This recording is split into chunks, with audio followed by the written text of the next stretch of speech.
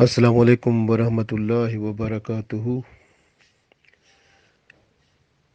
جب دنیا کی حرص و حوث، خواہشات اور حواس کے مزے اور گناہ دل پر چھانے لگیں تو دل پر زنگ لگنا شروع ہو جاتا ہے اور دل زنگ آلود ہو کر میلا ہو جاتا ہے۔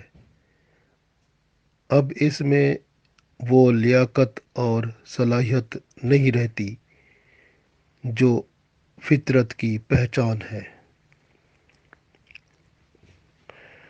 اور ہر بچہ فطرت پر پیدا ہوتا ہے، پھر اس کے والدین اسے یہودی یا نصرانی یا مجوسی بناتے ہیں۔ یہ سب لیاقت اور صلاحیت جو بچے میں ہوتی ہے، والدین وہ سلب کر لیتے ہیں۔ انسان کی فطرت رب تعالیٰ کی عاجزی، بندگی اور اتباع میں ہی مضمر ہے۔ یہ سب تعلق اس دن واضح کر دیا گیا تھا جب روحوں کو پیدا کیا گیا تھا اور عالم ارواح میں اعلان کیا گیا، الستُ بربکم، کیا میں تمہارا رب نہیں ہوں؟ سب روح بول پڑے تھے، قالوا بلا، ہاں ہاں تو ہی تو ہمارا رب ہے۔ یہ دیکھیں کہ روح خود بخود بول پڑے تھے کہ تو ہی تو ہمارا رب ہے۔ اللہ کی پہچان تو سب نے کر لی۔ دنیا میں جو بچہ پیدا ہوتا ہے اس نے روحانی طور پر اللہ کو اپنا رب مانا ہوا ہے، اس کے اندر یہ صلاحیت موجود ہے جو ہم فطرت کہہ سکتے ہیں، جس کو رسول اللہ صلی اللہ علیہ وسلم نے فرمایا کہ ہر بچہ فطرت پر پیدا ہوتا ہے۔ گویا وحدت کی فطرت، رب تعالیٰ کو اپنا مالک الملک ماننے کی، اس پر ایمان لانے کی صلاحیت ہر بچے میں پیدائش سے موجود ہوتی ہے، لیکن پھر اس کا ماحول، سب سے پہلے جو اس کے ماں باپ ہوتے ہیں، تو گویا اس کا ماحول اسے اس صلاحیت سے دور کر دیتا ہے۔ حیرت ہے، جب انسان عالم ارواح میں روحانی طور پر موجود تھا، تب حقیقی فطرت کا اس نے دم بھرا، اور جب جسم کا لباس پہنا تو فطری حقیقت کو بھول گیا۔ اس کا مطلب یہ ہوا کہ کچھ اس جسمانی لباس میں کوئی ایسی چیز تو ہے نا جس نے حقیقی فطرت سے بندے کو دور کر دیا ہے۔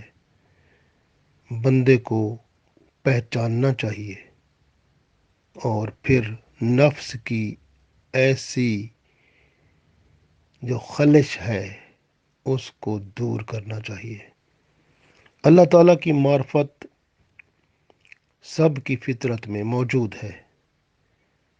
کسی سے کہیں کہ دو اور دو کتنے ہوتے ہیں، فوراً بندہ کہے گا چار، اس لیے کہ بندے کی فطرت میں یہ موجود ہے کہ وہ دو اور دو کو چار سمجھتا ہے۔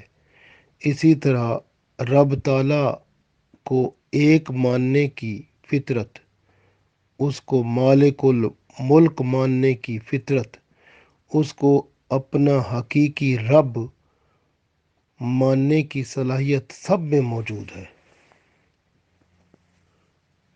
ارشاد باری تعالیٰ ہے، فطرت اللہ التی فطر الناس علیہا، اللہ کی فطرت ہے جس پر اس نے لوگوں کو پیدا فرمایا۔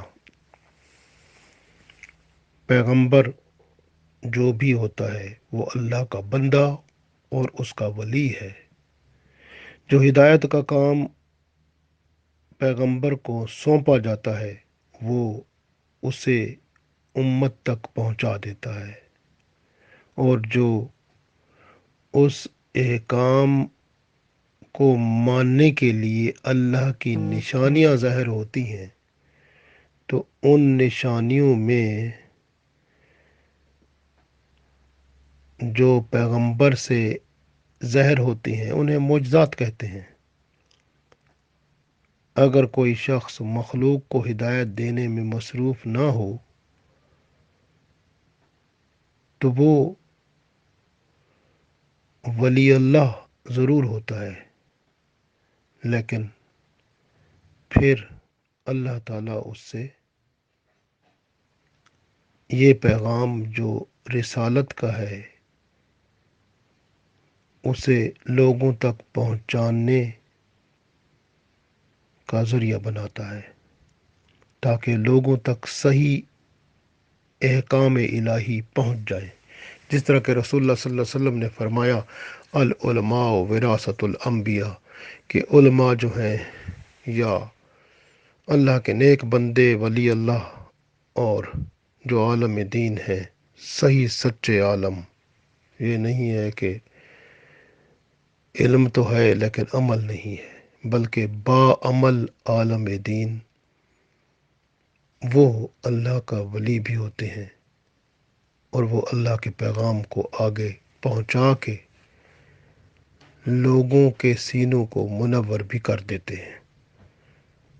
یہ سب اللہ کی رحمت سے ہوتا ہے، معرفت کے درجات ہیں اور اس کے حصول کے لیے شرائط ہیں، محنت اور کوشش ضروری ہے۔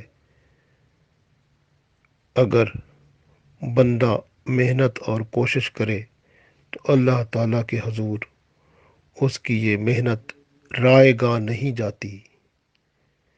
لیس للانسان الا ما سعی، جتنی بندہ کوشش کرتا ہے اس کو اتنا ضرور مل جاتا ہے۔ من جدہ وجدہ، جس نے کوشش کی اس نے ضرور اس کو پا لیا۔ علم ظاہری میں امامت کا درجہ پانا بھی سعادت خداوندی ہے۔ عالم اجسام فرشتوں کے تابع ہے، یعنی جب فرشتے خلق کو محتاج پاتے ہیں تو اللہ کے حکم سے بارش برساتے ہیں، ہوائیں چلاتے ہیں، موسم بدلتے ہیں، حیوانوں کو صورت دیتے ہیں اللہ کے حکم سے، زمین سے بیج سے فصلیں اگاتے ہیں، پھل اگاتے ہیں، سبزیاں اگاتے ہیں، زمین کے ہر کام کو سنوارتے ہیں۔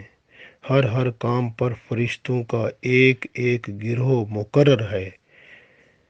آدمی کا دل بھی فرشتوں کی طرح ہے اور اس میں وہ صلاحیت ہے، اگر اللہ پیدا کر دے تو انسان کی عظمت فرشتوں سے بھی بڑھ جاتی ہے۔